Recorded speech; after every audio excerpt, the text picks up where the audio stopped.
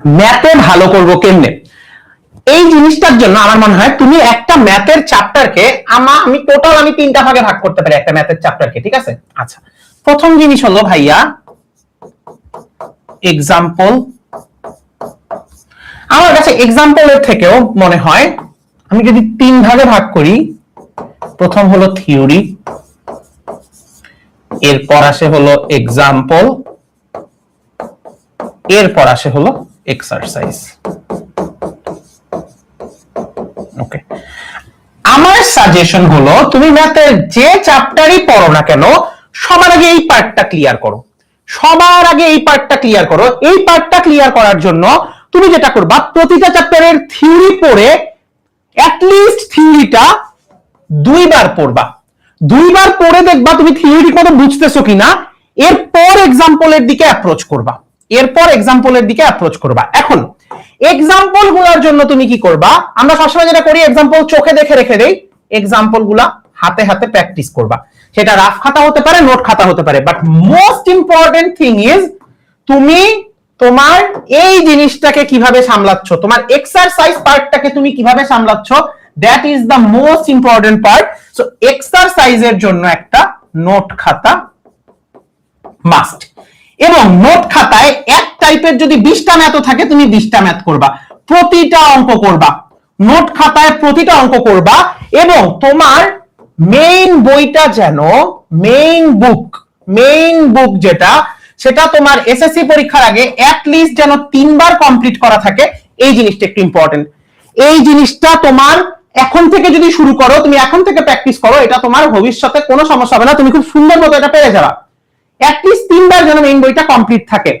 আমার 11-12 এর নটরডেমের এইচএসসি যে বই, নটরডেমে থাকা অবস্থায় আমি যখন HSC math first paper math second paper, ওই বইয়ের আমার এখনো মনে আছে এক একটা চ্যাপ্টার। বলতে পারো ভাই আপনার করোনা ব্যাচ জন্য আমরা অনেক সময় পাইছিলাম, করোনার অ্যাটাক আসার আগেও আমার একটা চ্যাপ্টার কমপক্ষে 3 বার করে কমপ্লিট করা ছিল।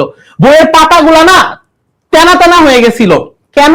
জাস্ট বিকজ প্র্যাকটিস করতেই আসি। প্রথমবার নোট খাতায় করছি, পরের বারের লেখা তুমি আর আল্লাহ ছাড়া যদি কেউ না বুঝে তাতেও কোনো সমস্যা নেই, বাট হাতে প্র্যাকটিস করো। এই জিনিসগুলো এনশিওর করার সাথে সাথে তোমার কি করতে হবে, তোমার টেস্ট পেপার করতে হবে। আর কিচ্ছু বলবো না, ম্যাথের ক্ষেত্রে কোনো প্র্যাকটিস বুকে সেই কিচ্ছু দরকার নাই। টেস্ট পেপার কিভাবে করবা, টেস্ট পেপারে ফার্স্টে সিকিউর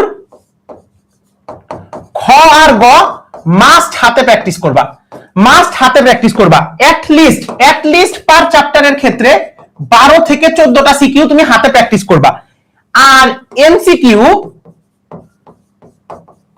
উত্তর পরে মিলাবা, আগে নিজে ট্রাই করবা, এরপর উত্তর মিলাবা। পাশে যদি উত্তর লেখাও থাকে চেষ্টা করবা সাইড আই দিয়েও যেন না দেখো, উত্তর মিলাবা এরপর করবা। এখন এতগুলো জিনিস করার পর এটা গেল তোমার এই বছরের স্ট্র্যাটেজি।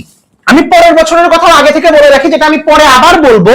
তুমি 2027 যখন পৌঁছায় যাবা তখন থেকে তুমি ডেডিকেটেড টাইমড প্র্যাকটিস করবা, যে একদম সময় ধরে ধরে করবা যে তোমার ম্যাথের আসলে কি অবস্থা।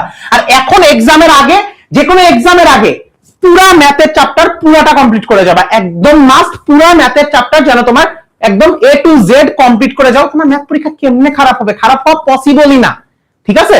আচ্ছা, এবার যদি আমি আরেকটা কথা বলি, সেটা হলো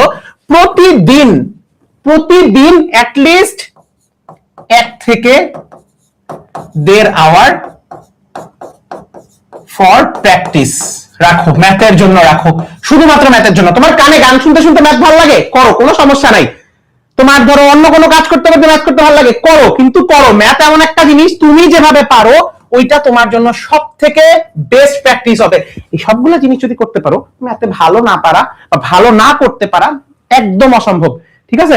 আশা করি আমি তোমাদেরকে বুঝাইতে পারছি।